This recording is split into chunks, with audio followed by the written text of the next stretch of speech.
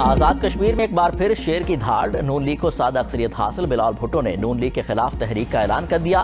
Election کا دوسرا مرحلہ بھی نون لیگ کے نام، 14 نشستوں پر میدان مار لیا۔ پیپلز پارٹی 5 نشستوں پر کامیاب۔ بلاول بھٹو نے کہا کہ وفاقی حکومت کی الٹی گنتی شروع ہو گئی۔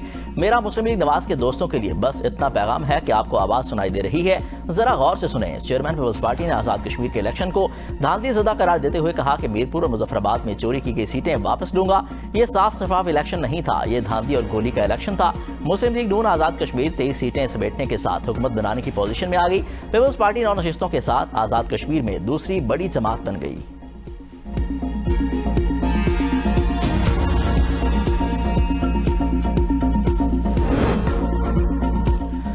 وزیر اعظم شہباز شریف کی آزاد کشمیر انتخابات کے دوسرے مرحلے میں کامیابی پر پارٹی کو مبارکباد۔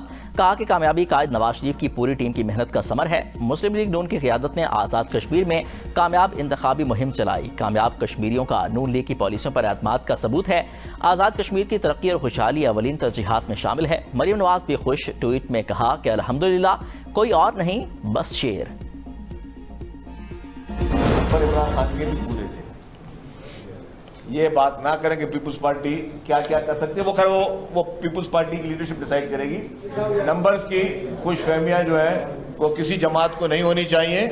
آپ نے مینڈیٹ کو روندا، آپ نے پیپلز پارٹی کے مینڈیٹ کو روندنے کی کوشش کی، آپ نے ان کشمیریوں کے مینڈیٹ کو روندنے کی کوشش کی کہ آپ اس علاقے کے پریزیڈنٹ کو، وہ صدر ہیں اس وقت چودھری عتیق صاحب، ان پہ آپ جو ہے وہ اٹیک کرتے ہو۔ یہ ملن نے آج دن تک مانا ہے کہ 2024 کا مینڈیٹ ان کا خیرات نہیں تھا۔ وفاقی حکومت کی الٹی گنتی شروع ہو گئی۔ سندھ کے وزیر اطلاع شرجیل انعام میمن کا دعویٰ، چودھری یاسین کے ہمراہ پریس کانفرنس کرتے ہوئے کہا نمبر پورے ہونے سے کام نہیں بنتا، نمبر پی ٹی آئی کے بھی پورے تھے۔ جب ایک بار پیپلز پارٹی ارادہ کرتی ہے تو حکومت کو جانا ہی ہوتا ہے۔ آزاد کشمیر انتخابات نون لیگ اور الیکشن کمیشن کا گٹھ جوڑ ہے۔ فروری 2024 کو جو کچھ ہوا وہی کشمیر میں دہرایا گیا۔ پنجاب اور وفاق میں فارم 47 کی حکومت، یہ فارم 47+ کی کارروائی ہے۔ پیپلز پارٹی میدان خالی نہیں چھوڑے گی۔ نون لیگ نے آزاد کشمیر میں دھاندلی کی اور پھر کسی پشیمانی کے بغیر پریس کانفرنس میں متکبرانہ لہجے میں اختیار کرتے ہوئے کہا کہ پیپلز پارٹی کے شہید کارکن اور لطیف اکبر پر ہونے والے حملے کا تمسخر اڑایا۔ وفاق اور پنجاب حکومت کے گٹھ جوڑ سے پیپلز پارٹی کو ہرایا گیا۔ نون لیگ کے امیدوار ٹھپے لگاتے رہے۔ ہم نے تحریری شکایات کی، مظفر آباد میں دھوپ نکلی تھی اور انہوں نے بارش کا بہانہ بنا کر اہل 27 میں انتخاب ملتوی کیا۔ نون لیگ خیراتی مینڈیٹ سے اقتدار میں آئی۔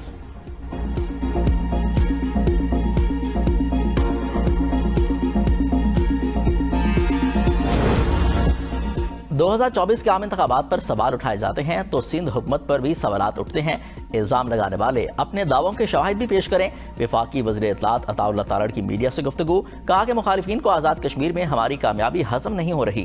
نون لیگ پر بلا جواز الزامات لگائے جا رہے ہیں، انہیں بے بنیاد الزامات کے بجائے اپنی کارکردگی کا جواب دینا چاہیے۔ پیپلز پارٹی کو تحمل اور برداشت کا مظاہرہ اور نون لیگ کی سادہ اکثریت کو قبول کرنا چاہیے۔ عوام جانتے ہیں کہ کس نے مسائل حل کیے اور کس نے صرف دعوے کیے۔ شرجیل میمن کے الزامات بے بنیاد ہیں۔ اپوزیشن انتخابی نتائج کو خوش دلی سے قبول کرے اور آگے بڑھنے کی سیاست اپنائے۔ گلگت بلتستان میں کامیابی پر نون لیگ نے جس طرح مبارکباد دی تھی، پیپلز پارٹی کو بھی آزاد کشمیر کے الیکشن میں کامیابی پر نون لیگ کو مبارکباد دینی چاہیے۔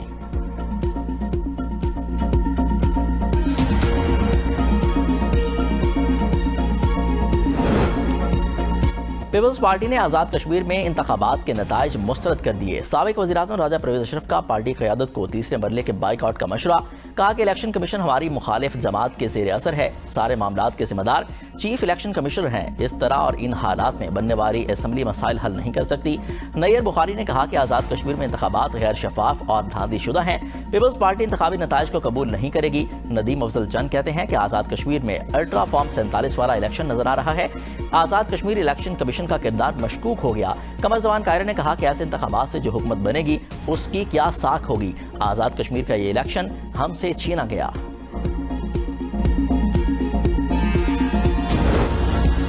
کشمیر کی عوام نے ترقی کو ووٹ دیا، پیپلز پارٹی اس حد تک گر گئی کہ پی ٹی آئی پارٹ 2 بن گئی ہے۔ वज़ीर इत्तलात पंजाब अस्मा बुखारी की प्रेस कॉन्फ्रेंस, कहा कि पंजाब में मरियम नवाज की बेहतरीन कारकर्दगी कश्मीर इलेक्शन में कामयाबी की बुनियादी वजह बनी। मुखालिफिन 18 साल इक़्तिदार के बाद भी आवाम को अपनी कारकर्दगी बताने में नाकाम रहे। पीपल्स पार्टी को अपनी कारकर्दगी साबित करने के लिए इश्तिहारी मुहिम का सहारा लेना पड़ रहा है। गिलगित बल्तिस्तान में भी पीपल्स पार्टी को इस्तेकाम पाकिस्तान पार्टी के साथ मिलकर हुकूमत बनाना पड़ी। पंजाब के मुस्तरदशुदा सियासतदान मुल्क में इंतशार और फसाद फैलाना चाहते हैं। बाशऊर अवाम फसादी सियासतदानों के मज़मूम अज़ाइम को कभी कामयाब नहीं होने देंगे। धांधली में कोई ठोस सबूत जमा नहीं कराया गया। शिकस्त खुर्दा अनासिर अवाम को गुमराह करने की कोशिशों में मसरूफ हैं।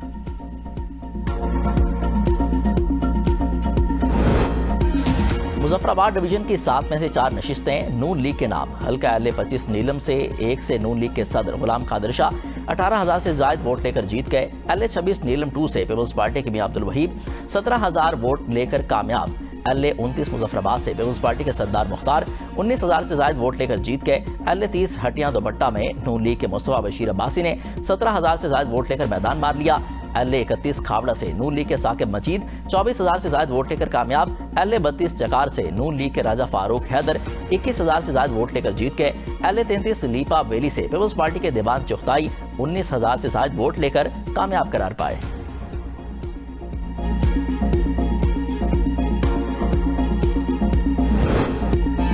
महाजरीन की 12 नशिस्तों में से 10 पर मुस्लिम लीग नून कामयाब। LA-34 जम्मू 1 से नून लीग के नासिर हुसैन 5,000 से जायद वोट लेकर जीत गए। LA-35 जम्मू 2 से नून लीग के इस्माइल गुजर 23,000 से जायद वोट लेकर कामयाब।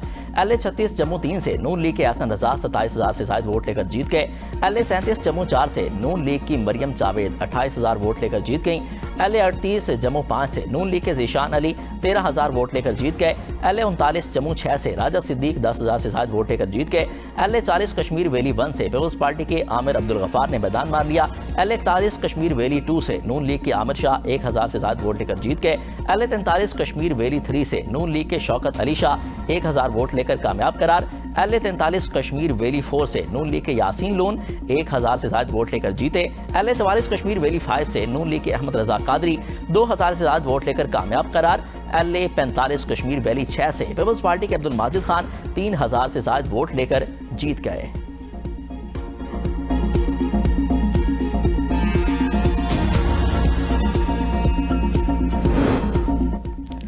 ज़राई तरक्याती बैंक आइस्को, फेस्को और गैपको की निजकारी। वज़ीर आज़म की ज़ेर सदारत निजकारी अमल में पेशरफ्त से मुतल्लिक जायज़ा इजलास।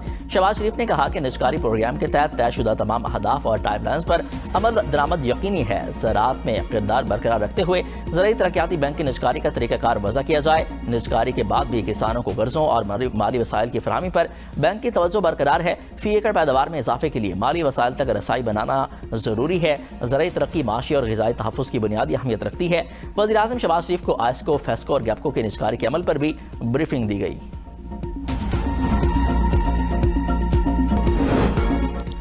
आबादी के हिसाब से मज़ीद सूबे बनने चाहिए। इंतजामी बुनियादों पर सूबों की हिमायत करते हैं। वफाकी वज़ीर मज़हबी अमूर सरदार यूसुफ कहते हैं, कौमी असम्बली और सेनेट में सूबा हज़ारा के बिल की किसने मुखालफत नहीं की। हज़ारा के अवाम मुत्तफ़िक है कि एडमिनिस्ट्रेटिव बुनियाद पर सूबा बनना चाहिए। 2011 में सूबों की तहरीक शुरू की। तमाम सियासी जमातों के नुमाइंदे तहरीक में शामिल थे।